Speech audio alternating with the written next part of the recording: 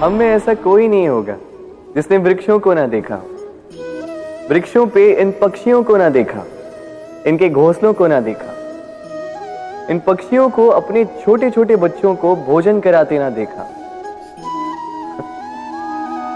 संसार का सबसे ममत्व वाला दृश्य होता है।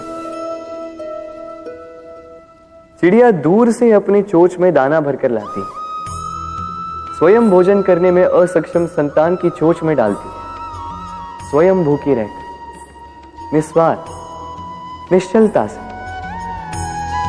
और जब संतान के पंख निकल आते हैं, वो उसे उड़ना सिखाती और उसके पश्चात उसे स्वतंत्र कर देती है अपना जीवन जीने के लिए, इस आकाश में उड़ान भरने के लिए। और हम मनुष्य क्या करते हैं? जिस संतान को हम पंछी की भांति पालते हैं, उसके पंख निकलते ही हम उसे बांध देते हैं, ये सोच के कि कहीं वो दूर उड़कर न चली जाए। ऐसा नहीं कि इस स्थिति में माता पिता को संतान से प्रेम नहीं है, अवश्य है, किंतु इसमें प्रेम पर मोह भारी पड़ जाता है, जो स्वयं अपने और संतान के भविष्य के बीच में बाधा बन जाता है। हम ये भूल जाते हैं कि हम केवल जन्मदाता है, भाग्य विधाता नहीं। तो जब प्रेम में मोह आ जाए तो वो प्रेम नहीं, स्वार्थ बन जाता है।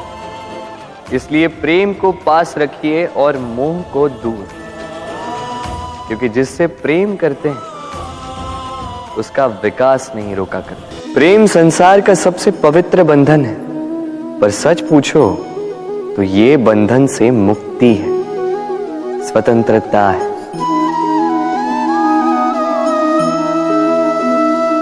नहीं समझे? समझाता हूं।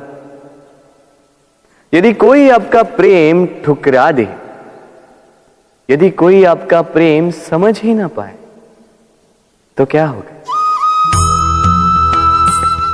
कुछ उदास हो जाएंगे, कुछ छल करके प्रेम पाना चाहेंगे, तो कुछ बलपूर्वक प्रेम पर अधिकार करना चाहेंगे।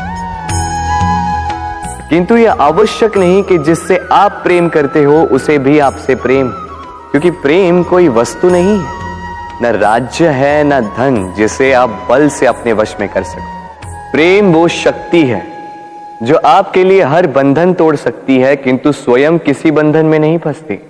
तो जिससे भी आप प्रेम करते हो उसे स्वतंत्र छोड़ दीजिए, क्योंकि स्वतंत्रता ही वो भाव है जो जीव को सबसे अधिक प्रिय है। प्रेम सच्चा होगा तो उसे अवश्य समझ में आए। तब तक के लिए निस्वार्थ भाव से प्रेम कीजिए, स्वार्थ हट जाएगा तो प्रेम आ ही जाएगा और मन प्रसन्न होकर बोलेगा, राधे राधे।